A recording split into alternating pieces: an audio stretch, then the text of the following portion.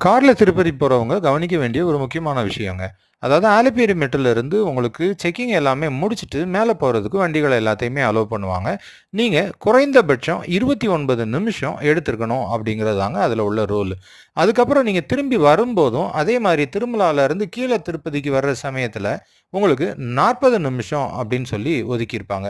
இது ஏன் இப்படி சொல்றாங்க அப்படின்னு சொன்னா, நம்ம ஸ்பீட் லிமிட்ன்னு வச்சோம்னா, ஒரு குறிப்பிட்ட ஏரியாவுல கொஞ்சம் ஸ்பீட குறைச்சுக்கிட்டு அதுக்கப்புறம் ரொம்ப ஸ்பீடா போறது அப்படிங்கிறது இப்போதைக்கு வாகன ஓட்டிகள்ட்ட வழக்கமாகிக்கிட்டே வருதுங்க.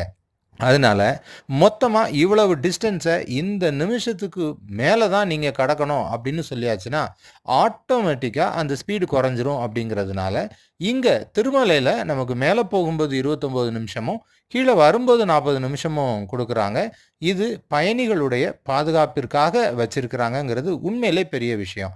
பக்தர்கள் பாதுகாப்பா வந்துட்டு போணுங்கிறதுக்காக இந்த விஷயம் வச்சிருக்காங்க.